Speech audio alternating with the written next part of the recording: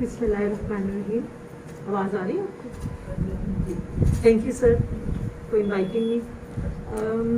Sir ने एक बहुत इम्पॉर्टेंट बात की कि PCOS is a disease which we all encounter. मेरा नहीं ख्याल कि कोई भी ऐसा डॉक्टर है जो कि इस मर्ज़ को किसी न किसी तरीके से इनकाउंटर नहीं करता। गायनोकोलॉजिस्ट हो, एंडोक्रिनोलॉजिस्ट हो, मेडिसिन के हों, पीड्स के हों, even if you're not practicing and you are a doctor, आपके घर में आपकी बहन आपका कोई ना कोई आ जाता है और वो पूछते हैं कि जी ये प्रॉब्लम है हमारे पेशेंट को, जिसके अंदर हिंट आपको ये आ रहा होता है कि PCOS का पेशेंट है, मगर you need to confirm it, ठीक है। PCOS is a very commonly use word, जैसे कहते हैं ना ट्रेड वर्ड सर, जैसे गौरमे है, हर बंदे की जुबान पे गौरमे है, ठीक है। हमने इसीलिए उसके आगे उसको डिटेल नहीं लिखी थी, बल्कि हमारे एक दोस्त है उनका फोन आया जी PCO क्या है हमें बताना पड़ा जी। इसीलिए सर पेशेंट्स आते हैं आपके पास, कहते हैं कि डॉक्टर साहब मुझे तो PCOS है। It's as common as that. They don't know the first thing about PCOS, but they know the taboo word PCOS है, ठीक है। So what does PCOS mean? PCOS का मतलब पॉलीसिस्टिक ओवेरियन सिंड्रोम, ठीक। And let's keep it interactive, because मैंने आपसे ज़्यादा सीखना है, तो आपने मुझे प्लीज़ बताइएगा कि आपके जहन में क्या आता है जब एक पेशेंट आता है कि PCOS है। What are the few important questions? Because अब हमने इतने पेशेंट देख लिए, इतना बोल लिया लोगों ने, बहुत ज़्यादा बोला है, मेरे से पहले भी और मेरे से बाद भी बोलेंगे, मगर आई स्टिल थिंक कि the concept of polycystic ovary अभी भी क्लियर नहीं है हम में से काफ़ियों को। तो what comes to your mind? Sir कोई क्वेश्चन अगर आप जानना चाहें, आप जब इधर आए हैं कुछ तो होगा आपके जहन में जो आप एक्स्ट्रा जानना चाहते हो above your already known information. इसका सक्सेसफुल इलाज क्या है? ठीक है, वेरी गुड, बहुत खास तौर पर ऐसे केसेस जो को ऑलरेडी डाइम 35 का पूरा कोर्स करके आए जी, तो उनमें फिर आगे कैसे चले? एक्सीलेंट। मैं तो ये क्वेश्चन लेके आया था, इसी वजह से ये सुनने आया हूँ। ठीक है सर। और सर कोई और चीज़ इसमें क्या पिक्चर हमें देखनी चाहिए, जो क्या क्लिनिकल फीचर जो मेन है उसके, वो हमें बताएं। ठीक है सर, एपरेंटली पता चल जाए किसके अंदर हमने सस्पेक्ट करना है, आपका ये कहने का मकसद। ठीक है सर। और इसके सर कोई सिनिस्टर कॉजेज भी हैं? मैं सिनिस्टर का मतलब कोई खतरनाक कॉजेज भी हैं उन सिम्टम्स के? Is PCOS dangerous? Is it life threatening? Does it actually affect your life? Well, if there is infertility, yes. Okay. Because of that. Besides infertility, sir? इसमें ओबेसिटी हो सकती है, मेनोरेजिया या जो इरेगुलर पीरियड्स का मसला हो सकता है, बिल्कुल।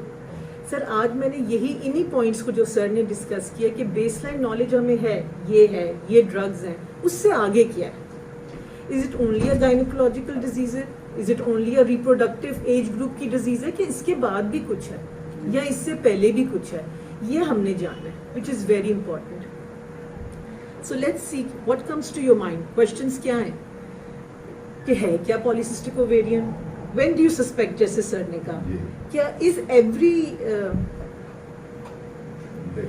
एवरी ओबीस हर्सूट औरत विद PCOS? ये कि हर मोटी औरत जिसके चेहरे पे बाल हैं, क्या वो PCOS ही है?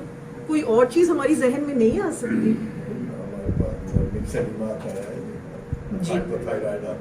Sir this is very important. How do you diagnose? What are the common causes? ठीक है, हाउ डू यू मैनेज? और मेटाबॉलिक डिजीजेस और भी हैं कोई जो कि इससे एसोसिएटेड हैं कि नहीं? So just to start off एक डेफिनेशन, हेट्रोजेनस ग्रुप है जिसपे हाइपर एंड्रोजन है। एंड्रोजन के लेवल्स आपकी फीमेल के अंदर ज्यादा होने चाहिए, मेंस्ट्रुअल इरेगुलरिटीज होंगी और इंसुलिन के लेवल्स ज्यादा होंगे। ये एक ट्राइड है जिसमें से 2 out of 3 या अगर 3 पॉजिटिव होना लाजिम है PCOS की डायग्नोसिस के लिए।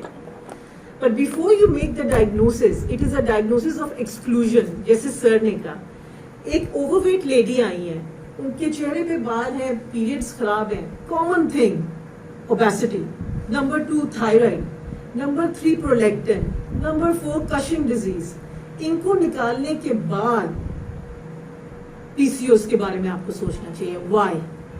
Because you can die if you're not treated for thyroid. You can die if you're not treated for Cushing disease. आप मेरी बात समझ रहे हैं? You cannot die, मगर prolactin is a treatable disease. यानी हर वो चीज जिसको आप ट्रीट कर सके उसको पहले आपने एक्सक्लूड करना है. एक्सक्लूजन के बाद डायग्नोसिस ऑफ पीसीओएस बनानी है. This is very important. हमारे यहाँ जैसे ही एक खातून ऐसे आती है, डॉक्टर साहब पहले ग्लूकोफेज लिखते हैं, फिर माइनोसिटॉल लिखते हैं और पीसीओएस लिख के. इट इज वेरी इंपॉर्टेंट कि हम प्रोलैक्टिन टीएसएच लेवल्स कराएं हर ओबीस इनफर्टाइल मेंस्ट्रुअल इरेगुलरिटी वाली पेशेंट के अंदर. It is very important please. उसके बाद पीसीओएस तो है ही, अल्ट्रासाउंड भी. Ultrasound. So when do you suspect? आपने खुद कहा एक लेडी जो कि हर्सूट है, चेहरे पे बाल ज्यादा है, एक्नी है, मेंस्ट्रुअल इरेगुलरिटीज है, इनफर्टाइल है, पीरियड्स का प्रॉब्लम है, या सिंपल ओबेसिटी. ठीक है. How do you diagnose a case of PCOS? इसकी डायग्नोसिस के लिए मेरा जैसे स्टाइल है, सर को पता है कि हम इसको केस स्टडी बना लेते हैं. हम 4 केस स्टडीज पढ़ेंगे, उसके अंदर हम विल डिस्कस कि हमारा क्या ख्याल है, ये पीसीओएस है भी या कुछ और है. इससे अंडरस्टैंडिंग इजी हो जाती है और फास्ट हो जाती है. अब अगर ये है 24 years old woman है, visits your clinic with complaints of weight gain, menstrual irregularity and increased body hair, especially on the face and chest. Medical history में क्या इंपॉर्टेंट है कि वो रूमेटॉइड आर्थराइटिस की पेशेंट है, and she's taking lefonamide, HCQ and delta-cortil 5 tablets for the past 2 years. Examination में आप देखते हैं ओबीस लेडी है, पर्पलिश स्ट्राया है, थिन स्किन है और ब्लड प्रेशर भी हाई है. What do you think the diagnosis is? Cushing. ठीक है. स्टीरॉइड. देखिए ना सर, इट इज आइट्रोजेनिक, बेशक आइट्रोजेनिक है मगर है तो Cushing. So you need to first think of the common causes. ठीक है. एंड सिनिस्टर यानी वो चीज जो कि खतरनाक है जिसका आप इलाज कर सकते हैं. How will you investigate? आपको पता ही है. कुछ ज्यादा ही नहीं दे रहे हैं. ये अजीब बात है. सर पेरिफेरी में तो इसी तरह आते हैं ना, यहाँ तो माशाल्लाह. क्योंकि 1-2 गोली से ज्यादा तो नहीं, मेरा ख्याल है रूमेटॉइड में भी नहीं. हमारे में हाफ मैक्सिमम. बिल्कुल बिल्कुल सर. तो sir how will you investigate? आपको पता है first thing in the morning serum cortisol एसीकेज कराएंगे, आइट्रोजेनिक में सप्रेस्ड होगा. अगर कशिंग डिजीज होगी तो ज्यादा होगा. Number 2, 15 years old girl है, visits your clinic with complaints of tiredness, menstrual irregularity, increased facial hair along the cheeks and slight weight gain. जब आप एग्जामिन करते हैं उसका गोइटर भी है और एंकल रिफ्लेक्स डिलेड है. तो क्या डायग्नोसिस हुई? थायराइड. ठीक है. This is the most common. आप तो मेरे से ज्यादा देखते होंगे ये पेशेंट. ठीक है. So we have to think of these cases क्योंकि इनमें कंप्लेंट वही 3 सर आ रही हैं. मेंस्ट्रुअल इरेगुलरिटी, ओबेसिटी और हर्सूट. मगर ये पीसीओएस नहीं है. मेनोरेजिया होगा. मेनोरेजिया होगा मगर ये पीसीओएस नहीं है. ठीक है. इसी तरह 13 years old है, इंक्रीज स्किन पिगमेंटेशन, रंग काला हो गया. अक्सर माएँ आती हैं कहने इंक्रीज बॉडी हेयर है और एमेनोरिक है अभी भी. एग्जामिनेशन में डार्क स्किन है और क्लिट्रोमेगैली है. तो most probably congenital adrenal hyperplasia यानी कि एड्रीनल ग्लैंड का मसला है. सो इसको ऐसे केसेस को प्लीज आपने पीसीओएस नहीं बनाना. You need to investigate. मेरा कहने का मकसद है आंखें बंद करके आपने सारे टेस्ट नहीं कराने मगर जो लाजिम है वो तो कराने है ना. जैसे सर कहा करते होते थे कि वो टेस्ट कराओ जिसके पॉजिटिव आने का आपको पक्का यकीन हो. ये नहीं कि 10 टेस्ट करा दो कोई एक तो पॉजिटिव आएगा. ठीक है. So you have to be. अब इसके अंदर सर आप टेस्टोस्टेरोन करा के क्या ये जो ये है इसमें तो खैर कराना है. इसमें आप सिंपल टीएसएच कराएंगे, इसमें आप सिंपल कोर्टिसोल कराएंगे. इनमें टेस्टोस्टेरोन का कोई रोल नहीं. Why waste the money? इसके अंदर टेस्टोस्टेरोन कराएंगे, इसमें 17 हाइड्रोक्सी प्रोजेस्टेरोन भी कराएंगे कंजेनिटल एड्रीनल हाइपरप्लेजिया में. अब ये case 26 years old lady complains of gradual weight gain, menstrual irregularity, increased body hair. तीनों चीजें आ गई हैं. एग्जामिनेशन में ओबीस है, darkening of the armpit and neck और इसका हर्सूट स्कोर 10 है सिर्फ. अब ये एक केस है जिसके बारे में आप सोच सकते हैं. Metabolic syndrome. मेटाबॉलिक सिंड्रोम है. इंसुलिन रेजिस्टेंस की आपको सारे साइंस आ गए. पिगमेंटेशन जो है उसकी डार्क आ गई है. साथ आपको हर्सूट आ गया है, वेट गेन भी आ गया है. इसके अंदर आप सोच सकते हो कि कहीं इसको पॉलीसिस्टिक ओवरी तो नहीं है. ठीक है, कौन सा आप टेस्ट पहले कराएंगे, क्या ख्याल है? अल्ट्रासाउंड। ठीक है, अल्ट्रासाउंड का कोई खास दिन? अल्ट्रासाउंड करवाने आप मिड में जाके 14 डेज 12वें दिन कराने। हम देखना क्या चाहते हैं? हमने फुली अब दे जा रहे कि whether is normal fully fully evolution normal है जी, या फॉलिकुलर ग्रो हो रहा है, एग आ रहा है कि नहीं आ रहा है, ठीक है। हमने सिर्फ वो ही नहीं देखने कि पॉलीसिस्टिक हाँ जी। मॉर्फोलॉजी है कि नहीं है, ठीक है। और सर हम क्या करा सकते हैं? बाकी उसकी बाकी ब्लड सब आप शुगर, बाकी शुगर हार्मोनल वगैरह हार्मोनल जो है ना उसका बीपी सर कौन सा हार्मोन कराएंगे आप कह रहे हैं ना हार्मोन। अब हमने थायराइड तो इसमें से निकाल दिया, हमने कॉर्टिसोल इसमें से निकाल दिया, अब इसको हर्सूट है, इंसुलिन रेजिस्टेंस जो है ज्यादा होती है 70% एस्ट्रोजन में। प्रोजेस्टेरॉन और वो देखना पड़ेगा। करवाएंगे हम टेस्टोस्टेरोन। एक्सेलेंट, हम टेस्टोस्टेरोन लेवल्स कराएंगे, ठीक है। टेस्टोस्टेरोन लेवल्स हम देखेंगे, इसमें फ्री भी करा सकते हैं, टोटल भी करा लेते हैं। पहले कहते थे सिर्फ फ्री कराया करो, अब वो कहते हैं कोई ऐसा उसमें एज नहीं है क्योंकि free is expensive as compare to total, so वो कहते हैं वट एवर, अगर टोटल भी हो जाए तो आप जरूर कराएं। दूसरा टेस्टोस्टेरोन सर, कौन से दिन कराएंगे? सर टेस्टोस्टेरोन का डे वाइज का कोई ताल्लुक नहीं है, इन फीमेल्स कोई ताल्लुक नहीं। लेवल सिर्फ उसके टाइमिंग का है। टाइमिंग Morning में करते हैं। मॉर्निंग सर एज 8 बजे का। जी sir, as a rule all these hormones are at its peak in the morning before breakfast, empty stomach. ये आपने सारे कराने, स्पेशली कॉर्टिसोल के लिए होती है। एस्ट्रोजन प्रोजेस्टेरोन के लिए वो किसी ने बताया था कि शायद उसके कोई डेज हैं। जी सर, उसके तो दिन है ना सर, क्योंकि उसका तो ताल्लुक ओवेरियन साइकिल से है, ओवेरियन साइकिल। तो उसके तो डेज हैं। उसके डेज जरा काइंडली दोनों के। मैं आपको सारा बता देती हूँ, ठीक है। सर मैं आपको यही बात बताना चाह रही हूँ कि इन लेवल्स को आप क्यों कराएंगे, ईस्ट्रोजन का लेवल आप पीसीओज में क्यों कराएंगे?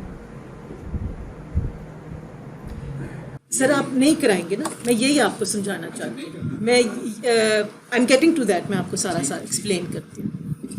सो we should avoid unnecessary test to the patient, ठीक है। So this is a picture, जैसे आप सबको पता है पॉलीसिस्टिक में क्या होगा, एक्नी होगी, फेशियल हेयर होंगे, बाल्डनेस होगी और central obesity across the waist होगी, एकेंथोसिस होगी। ये अल्ट्रासाउंड पिक्चर होंगे, मल्टीपल फॉलिकल्स होंगे इनके, ठीक है, स्मॉल साइज के। क्राइटेरिया सर, ये ओवर द ईयर्स अभी भी करवाना हो तो 12वां दिन ही होगा। जी अच्छा, ओवर द ईयर्स 1990 से शुरू हुआ, 2003, 6 और 12 में डिफरेंट थ्योरीज आई। जो कंसेंसस है वो अभी भी रॉटरडम के ऊपर है जी। 2 आउट ऑफ 3 के अंदर, this is very important. HA का मतलब होता है हाइपर एंड्रोजन, यानी कि पेशेंट के अंदर या साइन हो या बायोकेमिकल। साइन क्या होंगे, एक्नी होगी, बाल होंगे। टेस्ट कौन सा होगा, टेस्टोस्टेरोन। तो बेटे इस चीज़ का इंतजार नहीं करना कि टेस्टो ज़्यादा आएगा तो पीसीओज होंगे। अगर पेशेंट का दिख रहा है तो दोनों में से एक शर्त थी, ओव्यूलेशन डिसफंक्शन, या इनफर्टाइल होगी या एमेनोरिक होगी या ओलिगोमेनोरिया होगी। दूसरा पीसीओज की अल्ट्रासाउंड पे पिक्चर, इनमें से 2 आउट ऑफ 3 होना चाहिए पॉजिटिव। ये शर्त है पीसीओज की अडल्ट वुमेन के अंदर। जो वुमेन है उनके अंदर 2 आउट ऑफ 3 अगर पॉजिटिव है, शी इज पीसीओज, ठीक है। अब पीसीओज की आपको आगे फिनोटाइप्स 4 किस्म की हैं। 4 किस्म की फिनोटाइप्स होती हैं पीसीओज की, कुछ आपको अंदाजा है उसका? एक तो इंसुलिन वाला है जी तो दूसरा वाला स्ट्रेस के अंदर होता है, बिल्कुल होता है। किसी को भी। जी और तीसरा अगर किसी ने पेज लेते चले जा रहे हैं तो उसकी वजह से हो सकता है। बिल्कुल हो सकता है। सर फिनोटिपिकली का मतलब ये कि एक पेशेंट अंदर आया है, she can be thin lean but she can be PCOS, ठीक है। She can have no facial hair, उसका स्किन बिल्कुल साफ हो सकती है लेकिन उसके पीरियड्स खराब हो सकते हैं, ठीक है। एक औरत हो सकती है जिसके पीरियड्स ठीक हो सकते हैं मगर सिर्फ फेस पे बाल हो सकते हैं। इसकी 4 प्रेजेंटेशंस हैं, इसलिए हमेशा इसको सिंड्रोम कहते हैं। पीसीओज का एक स्पेक्ट्रम है, ये बिल्कुल हल्का सा हो सकता है by simple weight gain and acne to a very bad form which is a complete form of polycystic ovary, जिसमें लेडी इनफर्टाइल होती है, एमेनोरिक होती है, फैट होती है और बाल होते हैं। इसलिए ये एक स्पेक्ट्रम है, याद रखिएगा। द मोस्ट टू, ये जो पहले 2 हैं इसके अंदर कंप्लीट पिक्चर होती है, यानी बाल भी होते हैं, एक्नी भी होती है और ओवरवेट भी होते हैं।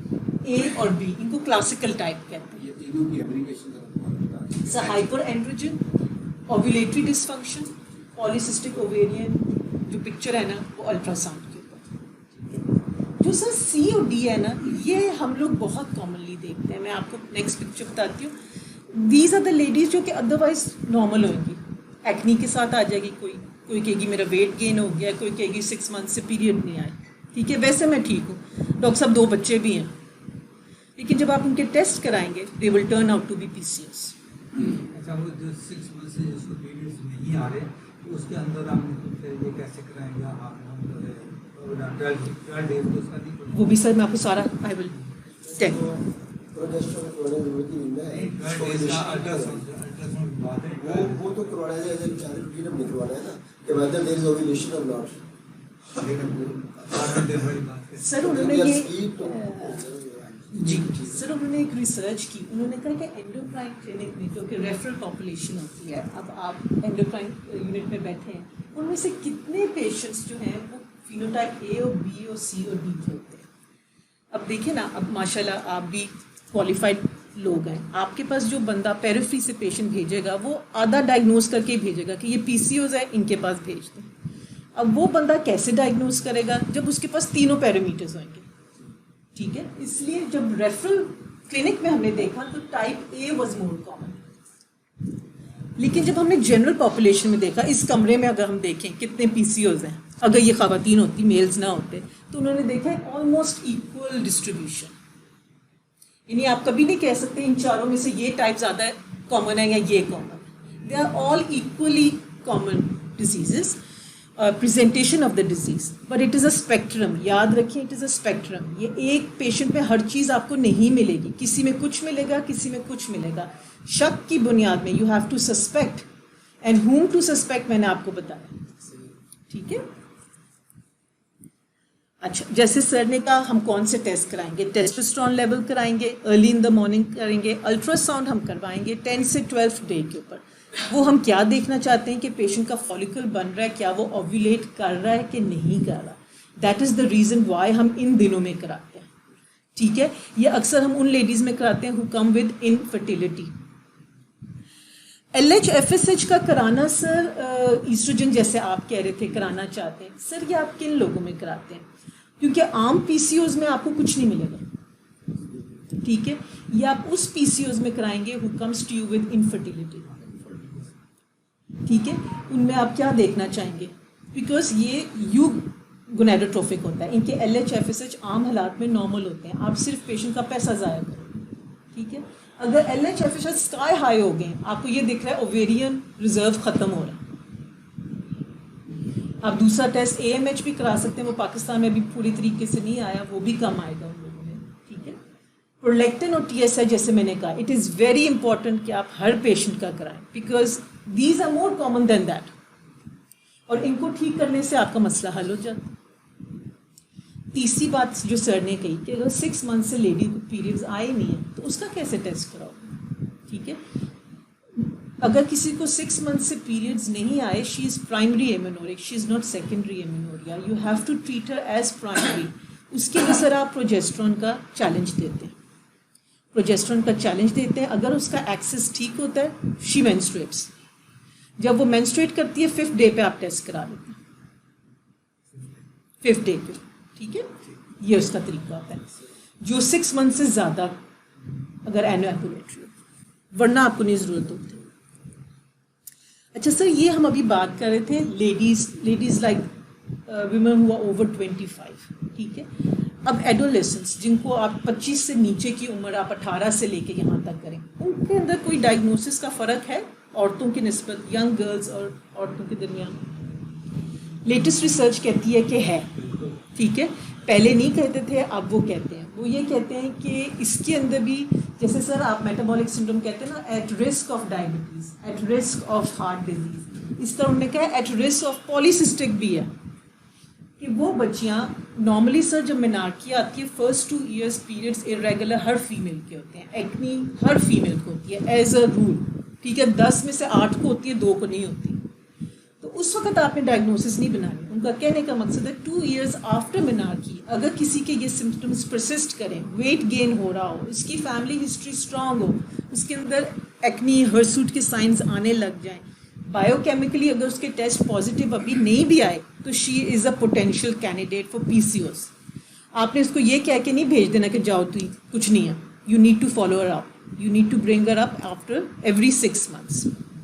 उन्होंने कहा अगर अल्ट्रासाउंड हो जाए तो अच्छा है, अगर ना हो तो कोई बात नहीं, क्योंकि डायग्नोस्टिक इस उम्र में अल्ट्रासाउंड नहीं होता, ब्लड टेस्ट ही डायग्नोस्टिक होता है. बस ये फ़र्क है कि जो उम्र की औरत होती है उसके अंदर आपने तीनों कराने होते हैं, जबकि जो यंग गर्ल्स होती हैं उसमें अगर आप ब्लड टेस्ट भी करा लें तो more than sufficient. Blood test कौन सा कराना है? टेस्ट. ये सर वही रिकैप है कि एडोलेसेंट बच्चों के अंदर क्या है, और किसको आपने सस्पेक्ट करना है. वो बच्ची जिसको पीरियड्स नहीं आते, जिसके अंदर बाल ज़्यादा हो रहे हैं, उसको सस्पेक्ट करना है. इधर अल्ट्रासाउंड का जिक्र ही भी नहीं है, ठीक है. जो औरतें हैं उसके अंदर अल्ट्रासाउंड का जिक्र है. पैथोफिजियोलॉजी क्या है सर? मैंने ये पिक्चर ऊपर इसलिए लगाई है जस्ट टू शो यू कि ये कहानी तभी शुरू हो जाती है जब माँ प्रेग्नेंट होती है. You are born with polycystic ovary, you do not acquire. ये पैदाइश के बाद नहीं आपको होती, आप जब पैदा होते हैं आपको होती है या नहीं होती, ठीक है. ये माँ के पेट के अंदर ही प्रीनेटली, वो कहते हैं वैसे तो प्लेसेंटा बच्चे को बचा के रखता है, मगर सम अननोन पैथोलॉजी की वजह से बच्चे को माँ के पेट में ही मसला शुरू हो जाता है. अच्छा, जेनेटिक्स हो गया ना, जेनेटिक्स.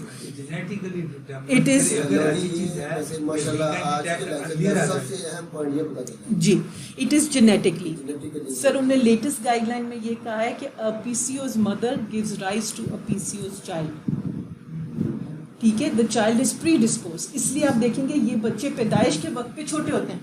उसको फिर प्रिवेंट किया जा सकता जी sir, healthy mothers give you a healthy nation.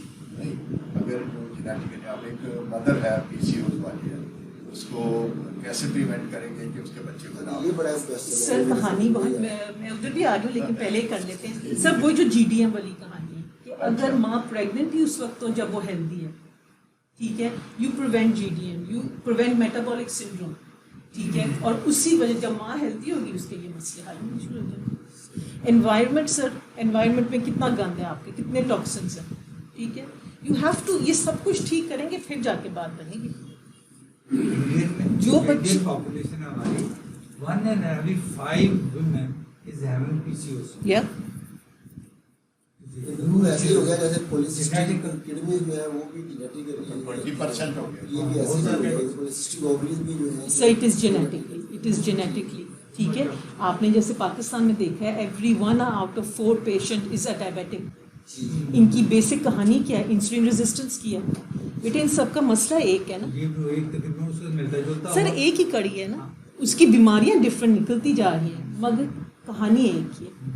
So those baby who are born small for their weight age, जिनका वजन कम होता है, आपने देखा होगा 4-5 साल के बाद वो मोटे हो जाते हैं, उनके माएँ भी खिलाती हैं ज़्यादा, and they are genetically predispose to PCOS, and these are the patient जिनको आपने फॉलो अप करना है. लेकिन मैडम जो आपने गेस्टेशनल डायबिटीज की बात की उसकी तो लाल जी जी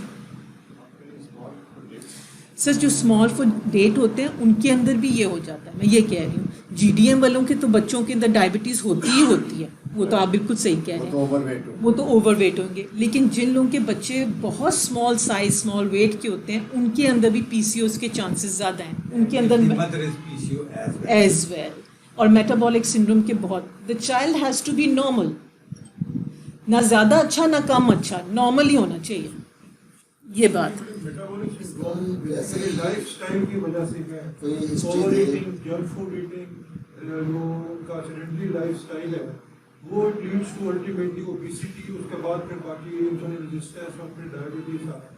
PCO भी इसी तरह ही है कि अगर पेशेंट लाइफस्टाइल अपना सही रखे, बच्चियों का लाइफस्टाइल सही रखा जाए, कोल्ड ड्रिंक्स और बर्गर और पेप्सी और ये चीज़ें इसे बचाया जाए तो क्या PCO को प्रिवेंट किया जा सकता बिल्कुल. है. But here they are talking of genotype. अच्छा, कुछ चीज़ आपने ये है कि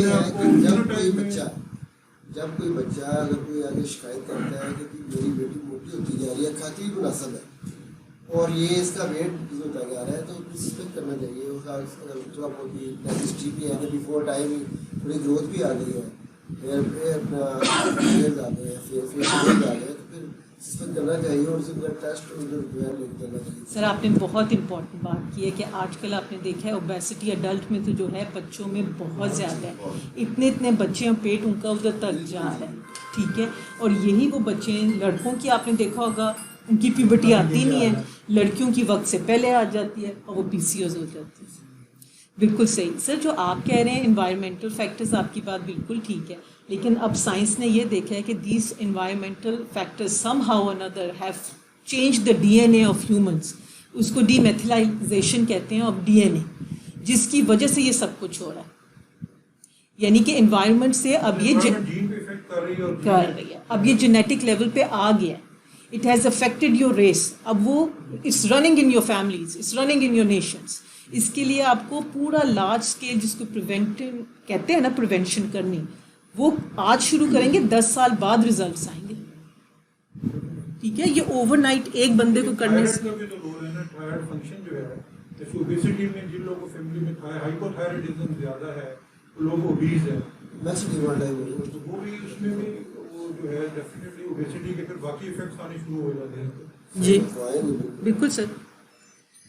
अच्छा सर, जस्ट टू आपको सबको पता ही है कि इसकी ये होती क्यों है। इसके 3 मेजर कॉजेस हैं। सबसे इम्पोर्टेंट जो सर ने कहा, इंसुलिन रेजिस्टेंस है, ये डायबिटीज़ का भी कॉज है, ये पॉलीसिस्टिक ओवरी का भी है, ये ओबेसिटी का भी है, ये कार्डियोवैस्कुलर डिजीज़ का। कहानी यहाँ से शुरू होती है। ये हमारे सब कॉन्टिनेंट में बहुत ज़्यादा है, इसलिए कि सारी डिजीज़ हमारे कॉन्टिनेंट में बहुत ज़्यादा फैली है। इंसुलिन के रिसेप्टर्स ब्रेन के ऊपर भी हैं, ओवरीज के ऊपर भी है और लिवर के ऊपर भी है, तीनों चीज़ों के ऊपर रिसेप्टर्स हैं। इसलिए जब इंसुलिन रेजिस्टेंस होती है, क्या होता है, पिट्यूटरी के अंदर हार्मोन्स का जो रिलीज है पहले स्लो होता है, वो तेज़ हो जाता है। वो तेज़ होता है, हार्मोन आके नीचे लगता है ओवरी के ऊपर। चूंकि एक LH बढ़ता है, FSH नहीं बढ़ता, तो LH बढ़ाता है क्या, एंड्रोस्टेनिडियोल, ठीक है। चूंकि FSH साथ नहीं बढ़ता, FSH बनाता है ईस्ट्रोजन थीका सेल्स के ऊपर, तो क्या होता है, टेस्टोस्टेरोन बढ़ने लग जाता है, हाइपर एंड्रोजन होने लग जाता है, ठीक है। पीरियड्स खराब होने लग जाते हैं। इंसुलिन रेजिस्टेंस जो है लिवर के ऊपर एक्ट करती है, इंसुलिन सिक्रीशन बढ़ जाती है, एब्डोमिनल लिपिड्स होने लग जाते हैं, फ्री फैटी एसिड्स होने लग जाते हैं। कहानी बेसलाइन इसकी है, इंसुलिन रेजिस्टेंस की है, ठीक है। In those people who are genetically predisposed, बात समझे। जिस तरह भी बात हो सकती है कि द पेशेंट्स PCOS साथ हैं, उन्हें डायबिटीज़ की हिस्ट्री के साथ मोस्टली मिलती होगी, क्योंकि फीमेल्स आपका ही नहीं ज़्यादा है, ये शुरू आती है अपने नहीं सर, आप बिल्कुल सही, यही मैं उसी तरफ जा रही हूँ जो आपने कहा। ये बताने का मकसद ये है ताकि आगे जाके आपको समझ आए कि क्यों हम इन पेशेंट्स की शुगर कराते हैं, क्योंकि इनके बेसलाइन मसला इंसुलिन का होता है। इंसुलिन के रिसेप्टर आपके जिस्म पे ऊपर से लेके नीचे तक है। तो मैडम इसमें ग्लूकोफेज की कितनी डोज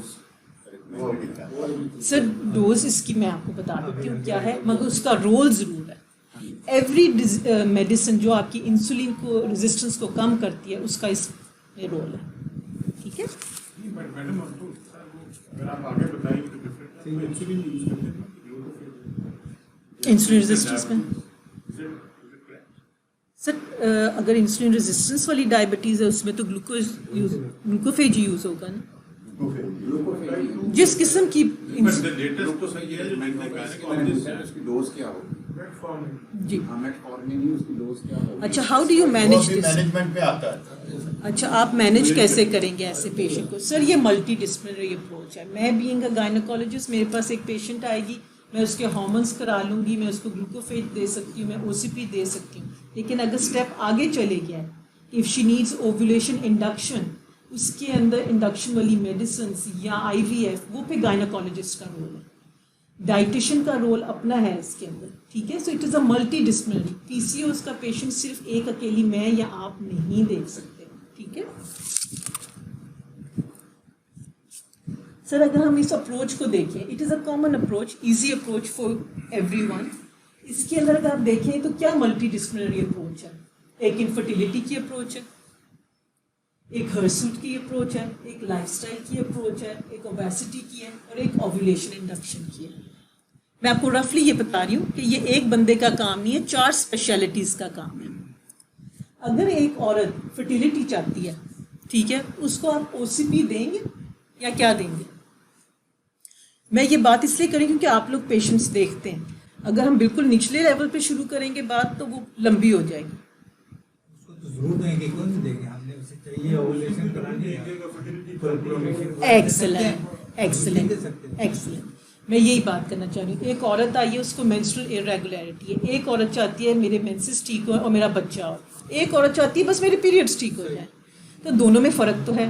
जो सिर्फ चाहती है मेरे पीरियड्स ठीक हो उनको आप ओसीपी दे देंगे, ये वो ग्रुप है। चूंकि सबकी बेसलाइन इंसुलिन रेजिस्टेंस है, उसके साथ आप मेटफॉर्मिन देंगे। एक लेडी जो कहती है कि जी मेरे पीरियड्स इरेगुलर तो हैं लेकिन फिर भी हो जाते हैं, मगर आई नीड अ चाइल्ड, उसको आप ओव्यूलेशन इंडक्शन करेंगे, उसको आप ओसीपी नहीं देंगे। ओसीपी से तो बिल्कुल ही बंद हो जाएंगे ना, ठीक है। ये मैं आपको फ़र्क बताना चाहती हूँ। मेटफॉर्मिन तो आप दोनों को देंगे, लेकिन किसको ओसीपी देंगे, किसको इंडक्शन देंगे, ये मैं कहना चाहती हूँ, ठीक है। अगर इसी औरत को साथ हर्सूट और एक्ने भी है तो आप क्या करेंगे? हेयर के लिए करेंगे, उसके लिए जिसको हेयर का प्रॉब्लम होता है। जी, अब हेयर के लिए आप क्या दे सकते हैं? हेयर के लिए सबसे पहले आप फिजिकली कॉस्मेटिक जो होती हैं, इलेक्ट्रोलिसिस है, लेज़र है, आप ये दे सकते हैं। अब she wants to have a child तो उसके अंदर तो आप ओसीपी नहीं दे सकते, उसके अंदर आप एंटी एंड्रोजन तो नहीं दे सकते। लेकिन अगर यही औरत बच्चा नहीं चाहती तो आप दे सकते हैं, जैसे सर कह रहे थे कि डायन दे सकते हैं, सिट्रॉन एसीटेट दे सकते हैं, एंड्रोजन्स दे सकते हैं। एक्नी के लिए साथ आप एंटीबायोटिक्स भी डाल सकते हैं। लेकिन the most important thing is obesity and insulin resistance, यानी कि मेटफॉर्मिन और लाइफस्टाइल मॉडिफिकेशन के बगैर ये सारा इलाज फजूल है, ये मैं कहना चाहती हूँ, ठीक है। Because the most common presentation यही है पीसीओएस की, चेहरे पे बाल या बच्चे नहीं होते, और किसी कंप्लेंट के साथ आपके पास ये लोग नहीं आते, यही तो कंप्लेंट्स के साथ आते हैं। मैक्सिमम जो बच्चियां हमारे पास माएँ लेकर आती हैं वो आती हैं कि इनके मेंसेस इरेगुलर है, जिसको नहीं आ रही, किसी वो है जिनके भी शादी नहीं है, उनको लेकिन जिनकी शादी हो जाती है वो उसके लिए आती है कि इसको बच्चा होना है। बच्चा हो जाए। और जो यंग गर्ल्स आती हैं उनको आप ये वाला बात समझ आ गई आपको? Do you understand the difference? Finasteride का क्या रोल है? Sir finasteride 5 alpha reductase inhibitor है, यानी कि ये स्किन के लेवल पे अब आ गया, ठीक है। इसके जो रिस्पॉन्स है प्लस माइनस है। स्टार्ट में बहुत शोर था, हम लोगों ने भी खूब दिया, इसकी क्रीम्स भी मिलती थी, टैबलेट्स भी मिलती थी, मगर देखा ये गया है it is not that effective.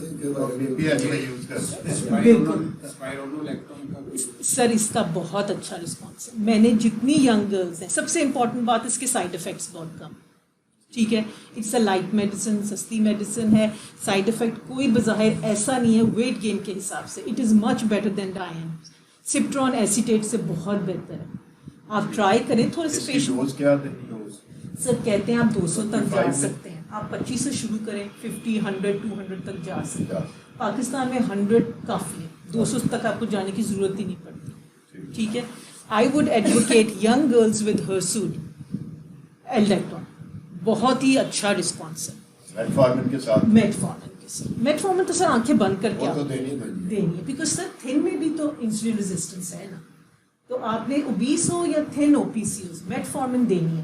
उसकी डोज बदल सकती है, थिन के अंदर कम डाल दें सिंगल डोज में देनी है या बीडी देनी है? सर, जो पेशेंट टॉलरेट कर ले। सिंगल डोज कितनी टॉलरेट कर ले, बीडी देनी पड़ जाएगी, मोड ऑफ एक्शन ही बारह इसका मोड ऑफ एक्शन ही बारह दो देनी पड़ेगी। 24 से लिया है। ठीक है सर। तो इट इज़ बेटर कि आप बीडी डोज के ऊपर जाएं, ठीक है 500 सर। ऐसे ज्यादा कई मैंने देखा है 1 ग्राम ही लिखी होती है। सर 2 ग्राम्स तक जा रही नहीं, डायबिटिक्स में तो 3 ग्राम तक भी चले जी, जाते हैं, जी। लेकिन इसमें पीसीओएस में कौन सी optimum dose? Sir 1.5 is optimum. इसके ऊपर आपको रिजल्ट आ जाता है। अच्छा। इसके ऊपर से जिसका नहीं आ रहा ना, इसको नहीं आएगा। तो मैम एक चीज़, ये जो यंग गर्ल रहती है उनमें जो मेंस्ट्रुअल प्रॉब्लम आता है तो नॉर्मल है, लेकिन कभी पीरियड मिस हो जाता है 2 माह, कभी 1 माह, और फिर आना शुरू हो जाता है। तो उनके लिए जब पीरियड मिस है तो मददगार बढ़ेगी, तो उसके लिए आप क्या रिकमेंड करते हैं? जैसे नर्कोसाइड वगैरह उन्हें एडवाइस कर दी जाती है। इसके अलावा स्पेशल मेडिसिन जो से उनके पीरियड्स बच्ची को हो जाए और जो है ना ये पेशेंट रिलीव हो जाए, या मेमोरी उन्हें कोई प्रॉब्लम नहीं है क्योंकि और कोई है ही नहीं, ना इंस्टीट्यूटिज्म, ना उसे कोई अपना वेट गेन, ना कोई एक्ने, नथिंग इज देयर। सो इसके कि पीरियड्स जो है वो मिस्ड होती है सर ये फिनोटाइप 4 है ना पीसीओएस ओवरी के अंदर, इसमें सिर्फ पीरियड्स जाते हैं, बाकी और कोई मसला नहीं। जी। इन पेशेंट्स का अगर आप पीरियड्स का मसला हल कर लें तो वो कंटेंट हो जाते हैं। इसके अंदर आप क्या दे सकते हैं? सर इसमें मैं सबसे इम्पॉर्टेंट पॉइंट, क्योंकि आप कहेंगे तो पेशेंट ज़्यादा सुनेगा आपकी बात, वो ये है कि what is a normal menstrual cycle of a female. अगर बेटे ये उनको बताना लाजमी, अगर एक फीमेल साल में 8 टाइम्स मेंस्ट्रुएट कर लेती है तो वो नॉर्मल है। अगर 1 या 2 महीने नहीं पीरियड्स आते तो इट्स नॉट वेरी बैड, ठीक है। तो एक पहले काउंसलिंग का भी तो आप एक फैक्टर बीच में रखें ना, कि उनको कहेंगे 1 मंथ नहीं आया तो कोई ऐसी बात नहीं। दूसरी, अब आपके पास ऑप्शंस क्या हैं? एक तो ओसीपी है जो कि आप दे सकते हैं, which is a mixed OCP, oestrogen progesterone. अच्छा मैडम, ये ओसीपी में एक तो बहुत ही सस्ती सी मिलती है फैमिला, या तो आप इससे सुपीरियर कोई एडवाइस करेंगे? सर इसके अंदर सिर्फ अमाउंट ऑफ ईस्ट्रोजन के हिसाब से इसकी कीमत बढ़ती है, ठीक है। जिसके अंदर ज़्यादा ईस्ट्रोजन होगी वो बढ़ती जाती है कॉस्ट। बहुत सी मेक हैं आजकल बिकॉज ऑफ कोरोना बहुत शॉर्टेज हुई है, ठीक है। आप दे सकते हैं, उसका एक ही साइड इफेक्ट होता है वेट गेन। आप कौन सी रिकमेंड करेंगे? सर फैमिला भी बहुत अच्छी है, जार भी बहुत अच्छी है, प्रोगाइलेटॉन भी बहुत अच्छी है, प्रोगनोवा विच इज़ प्योर ईस्ट्रोजन वो भी बहुत अच्छी है, ठीक है। आप वो दे सकते हैं। सिंगल डोज देगी नहीं बेटे वो आप देते हो ना 21 डेज, 7 डेज साइकिल है ना वो तो। अच्छा वो वैसे वेट गेन होता है लॉन्ग टर्म अच्छा जी then how to control that, another मसला। जी यही मैं आपको बता रही हूँ ना कि इस तरह तो आपका पेशेंट फंस जाता है एक रट के अंदर। सो counselling is very important.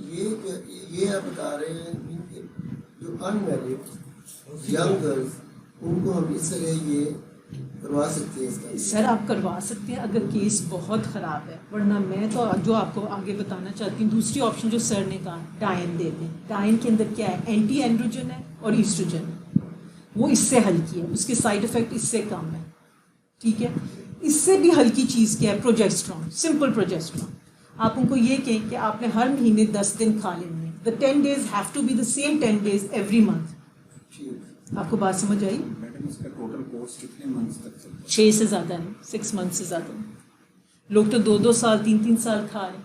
Madam अक्सर पेशेंट्स आके कहते हैं कि जब तक हम ये लेते रहते हैं तब तक पीरियड्स ठीक रहते हैं, जब बंद कर देते हैं तो फिर जो है irregular। मैडम वही है ना, आप जिस चीज़ की आदत डालें, इसलिए हमेशा कहते हैं हार्मोन ट्रीटमेंट बिसाइड्स थायराइड जो भी हो 3 महीने से ज़्यादा आप एक इन स्ट्रेच ना लें, पेशेंट की अपनी साइकिल चलने दें। आप जो मकसद इसके पीछे था ना देने का हार्मोन्स को, वो ये था कि एक किक आप देते हैं उसको। हम लोग क्या करते हैं, उसको आदत डाल देते हैं उस दवाई की।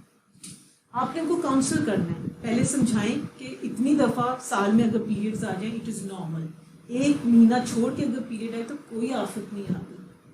मोस्ट इम्पॉर्टेंट नंबर 3, अपनी डाइट ठीक करें, एक्सरसाइज ठीक करें, ग्लूकोफेज देंगे, 60% औरतों के पीरियड्स खुद ब खुद ठीक हो जाए, ठीक है। फिर भी अगर ना हो, फिर मैंने आपको ऑप्शंस दिए हैं, आप सिंपल प्रोजेस्टेरॉन से शुरू करें, उससे नहीं होता डायन से शुरू करें, नहीं होता फिर कंबाइंड ओसीपी। अच्छा मैडम, अगर वो लेते हुए ये ओसीपी लेते हुए इन बिटवीन गोलियां खाते हुए पीरियड्स हो जाए तो वो बंद करनी चाहिए या उसको कंटिन्यू करना चाहिए? आप मेरी बात समझे, बिकॉज वो उसका साइकिल का एक हिस्सा है ना। मगर उससे अगर एक दफ़ा पीरियड्स हो जाए तो देन यू स्टॉप, वो महीना कंप्लीट करके then you stop the medicine. आप मेरी बात समझ गए, वो खाते रहते हैं, इस तरह नहीं करना। You get me? समझ आ रही है आपको बात? अगर वो फॉर एग्जांपल 21 डेज हैं, 15 दिन के बाद उसको पीरियड्स आ जाते हैं, तो उसको आकर वो 21 दिन पूरे कराने हैं कि जी। वो बीच में वक्फा कराना? नहीं, आपने अपने 21 दिन पूरे कराने, चाहे वो पीरियड्स आ रहे हैं। जी। अच्छा जी, अब जो इम्पोर्टेंट जिस मकसद से मैं आज इधर आई थी, बाकी तो माशाल्लाह आपको सारा आता है, इज़ द मेटाबॉलिक डिसफंक्शन जो पीसीओएस के साथ है। जो मोस्ट इम्पॉर्टेंट पॉइंट कि ये जेनेटिक कॉज है। पेशेंट्स को प्लीज़ आप इस तरह काउंसल करें कि ये बीमारी नहीं, एक बनावट है, इसके साथ बच्चा पैदा होता है, इसी के साथ जाता है। अक्सर लेडीज़ आती हैं, मैंने 2 साल इलाज किया, डॉक्टर साहब मेरा अल्ट्रासाउंड नॉर्मल आ गया, देखिए फिर पीरियड्स ख़राब हो गए। बेटे ये ख़त्म नहीं होती, ये मैनेज होती है, इसके साथ जीना आना चाहिए, इससे आप मरते नहीं हैं, ठीक है। सो इसको पेशेंट्स का जहन में पीसीओएस एक हवा बना हुआ है आजकल, उसको पीसीओएस हो गया हाई, ठीक है, काउंसल दें प्लीज़ कि ये कोई ऐसी बात नहीं है। क्या मेटाबॉलिक डिसफंक्शंस हैं, जैसे कि हमने पहले डिस्कस किया कि इंसुलिन रेजिस्टेंस है। इंसुलिन रेजिस्टेंस से क्या होता है, बॉडी के अंदर कोलेस्ट्रॉल लेवल बढ़ने लग जाता है, शुगर लेवल बढ़ने लग जाता है, हार्मोन्स की हेर फेर शुरू हो जाती है।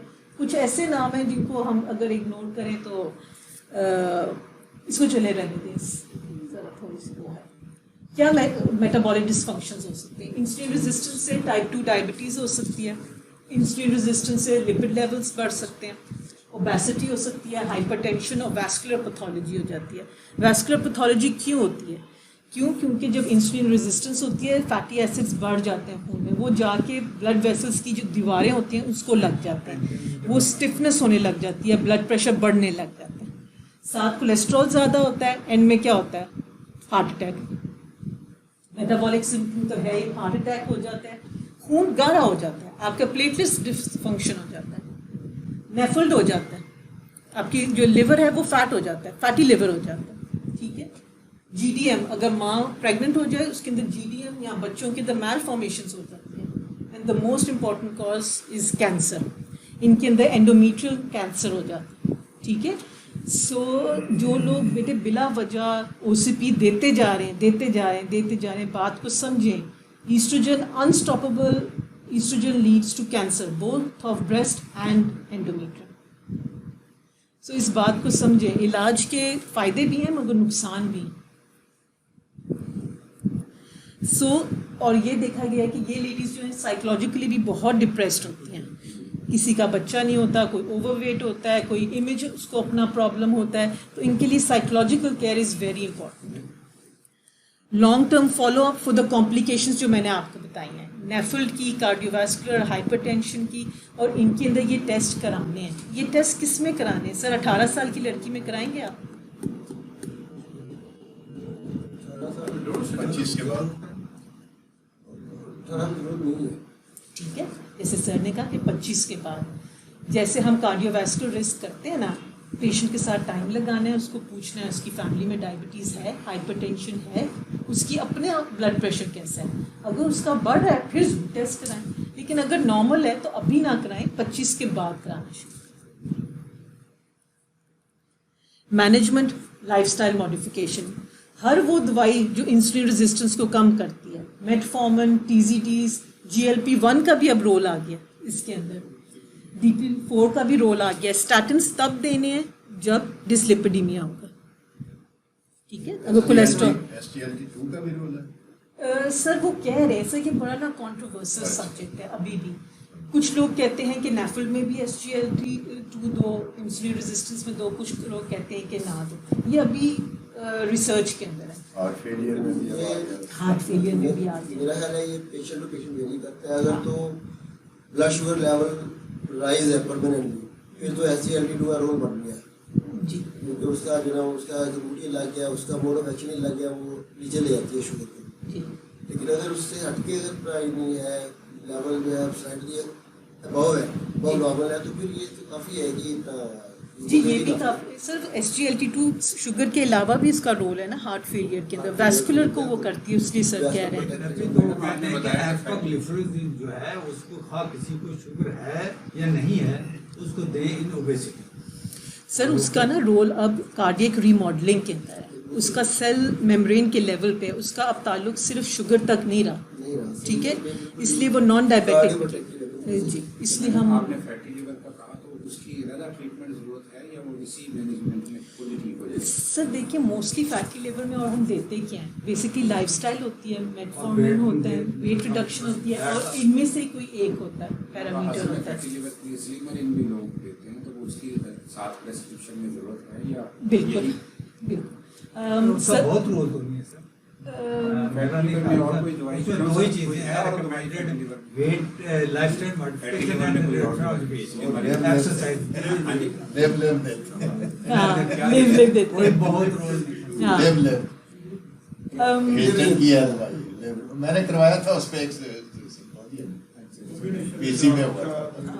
सर जो आप बात कर रहे हैं साइबुटामाइन या इस तरह की ड्रग्स जो कि एंटी ओबेसिटी ड्रग्स हैं, उनका बिल्कुल रोल है ओबेसिटी को कंट्रोल करने में, ठीक है, लेकिन अगर आप वैसे कहें कि PCOS में की हेडिंग का वो पार्ट जो कि ओबेसिटी को डील करता है उसमें है, लेकिन वैसे वो पीसीओएस को वैसे अफेक्ट ये नहीं करता। ट्राइथोलिडन जो है ये तो itself increasing the weight. Adipose tissue को बढ़ाता है सर, Weight gain होता है। वेट गेन करता है पेरिफेरल, मगर अंदर से जो विसरल है ना सर उसको कम करता है। अच्छा, इसलिए TZDs are used for insulin resistance, क्योंकि अब ये तो आप डायबिटीज में भी हम कम यूज करते काम हैं। करते हैं। लेकिन इसमें ज्यादा वाटर रिटेंशन है। It is Biozen? जी पायोसर Biozen, सर ये क्या करती है, विसरल एक और फैट को होती कम थी, वो करती है, एक पेरिफेरल बात फैट होती को थी, 2 बढ़ाती साल है, डाले थे ना। इसलिए ये बंद हुई थी, तब आपको याद It was होगा। a pancreatic cancer also, I think. जी sir. So what is the take home message कि ये सिर्फ एंडोक्राइन नहीं, मेटाबॉलिक डिजीज भी है। इसके अंदर आपका भी उतना ही रोल है जितना कि मेरा रोल है या गायनाकोलॉजिस्ट का रोल है। इसके बहुत short term and long term effects हैं, इसलिए पेशेंट को इग्नोर नहीं करना आपने। पेशेंट कहता है ना डॉक्टर साहब अगली दफ़ा कब आऊँ, आपने उसको कहना है 3 से 4 महीने बाद आए। It is important. आपने ये नहीं कहना नहीं जी अब जब अगला बच्चा होगा या जब ये होगा या पाए, इस तरह काफ़ी लोग बात करते हैं, इस तरह नहीं कहना, because there is more to life than बच्चा। ठीक है, blood pressure, sugar, cholesterol, heart disease, cancer, ये सब आपने इस खातून में देखना है, बिकॉज उसमें ये हो सकते हैं।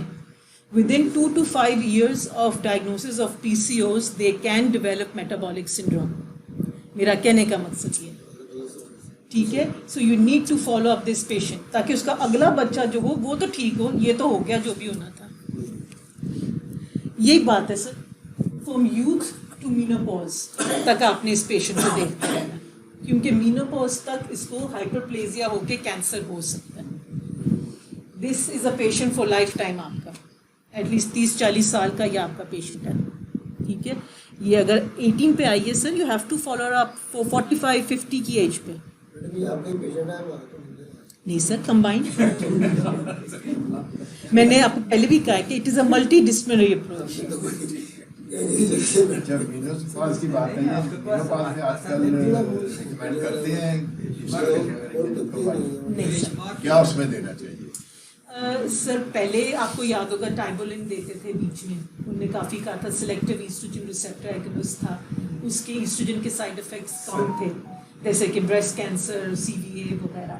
लेकिन सर अब उन्होंने कहा कि फ़ायदे, मतलब जो नुकसान है दे आउटवे द फायदे। क्योंकि ये कोई आज से कोई 10-20-15-20 साल पहले वो बिल्कुल एक दफ़ा बंद कर दी थी इन्होंने, जो जितने भी एस्ट्रोजन या कंबाइन भी प्रोजेस्टेरोन थेरेपी, उसके बाद फिर उन्होंने कहा कि 2 डोज दे सकते हैं।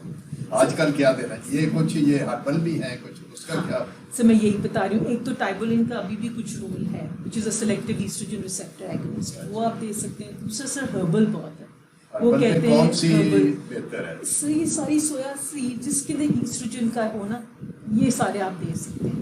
वरना वो कह रहे हैं अदरवाइज टैबलेट्स अगर आप वैसे पूछें, ये जो एफामॉल है, प्रिमरोज ऑयल है, इस तरह की चीज़ें यू कैन गिव है। क्योंकि एफामॉल की उसमें वो उसकी इंडिकेशन में तो लिखा होता है सिर्फ आप मेस्टाइटिस वगैरह में मेस्टाइटिस दे सकते हैं, अदरवाइज उसका कोई हाँ। मेनोपॉज जो हमारे पास जो सिम्टम्स हैं जो मेनोपॉजल सिंड्रोम के, उसको कंट्रोल करने के लिए क्या है? सर अगर आप हॉट फ्लैशेस की बात कर रहे हैं, उसके अंदर कहते हैं SSRI का रोल है। अच्छा, ठीक है, अगर आप बोन हेल्थ की बात कर रहे हैं, उसके अंदर बिस्फॉस्फोनेट्स का रोल है। ठीक है, लेकिन अगर आप फ्रैंक हार्मोनल रिप्लेसमेंट की बात कर रहे हैं तो सर उसमें कोई रोल यही आप पूछ वो कह रहे हैं सर कि स्ट्रोक्स के चांसेस ज़्यादा हैं। ब्रेस्ट कैंसर इतनी कॉमन है कि हर 10 में से 1 लेडी को ब्रेस्ट कैंसर हो रहा है आजकल। उसको आप ये देख के मैडम उस रेफरेंस से SSRI सर टाइबोलिन दे सकते हैं which is a selective 60 milligram की। और वो से बाहर आ जाएगी, आप वैसे इसको छोड़ दें। सर याद रखें जब भी ईस्ट्रोजन लेवल ड्रॉप करेगा तेज़ी से आपको सिम्टम्स आएंगे। लेकिन आपको उसके साथ थोड़ा सा एडजस्ट करके तो आगे निकल सर उससे बेहतर आप SSRI दे दें। SSRI में कौन सा ज़्यादा इसमें? Sir any you can give कोई एनी भी। Depending on the severity of the symptoms. Symptoms के लिए देंगे ना SSRI। जी उसमें कोई बीटा ब्लॉकर का रोल है दे सकते हैं सर, अगर टैकीकार्डिया हाँ। वगैरह या बिल्कुल सिंपैथेटिक को कंट्रोल करेगा। एनएस याद साहब का मुझे याद है sir, he used to write Premarin, Premarin तो वही थी ना, विस्टाडायोल जो थी, he used to वो कॉम्बिनेशन थी मेरा ख्याल है। Sir Premarin is pure oestrogen, Estrogen, it is pure oestrogen. highly contraindicated now.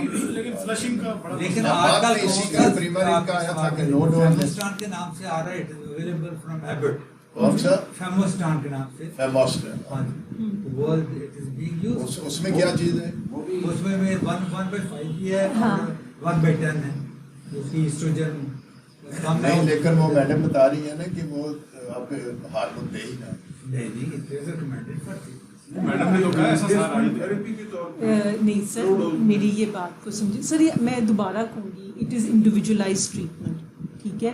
एक लेडी जिसकी बोन हेल्थ बहुत ख़राब है, osteoporosis more than 3, hot flushes बहुत ज़्यादा है, डिप्रेशन बहुत ज़्यादा है, चलें, उसमें आपने शॉर्ट कोर्स दे दिया, लेकिन एज अ रूल रिकमेंडेशंस जो हैं वो कहती हैं no hormonal replacement, no hormonal replacement.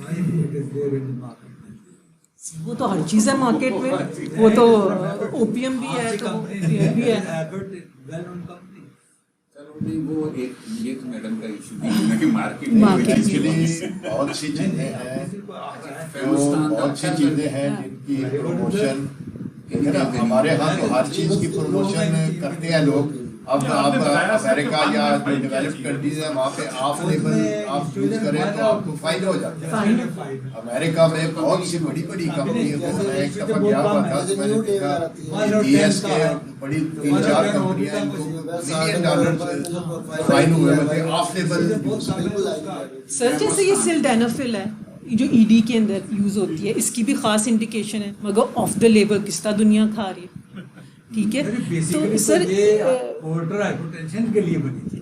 वो आपकी बात ठीक है, मगर सर पोर्टल हाइपरटेंशन या ये इसके ब्रोंको साइड इफेक्ट आया तो पल्मोनरी हाइपरटेंशन के लिए तो सर आप बहुत जिसको यूज़ होती है वो बात आपकी ठीक है। उसी तरह सर मैं इसकी बात कर रही हूँ जो सिलेक्टिव ईस्ट्रोजन रिसेप्टर एक्टिविस्ट है ना, टाइबुलिन के नाम से जो आती है, वो आप फिर भी दे सकते हैं।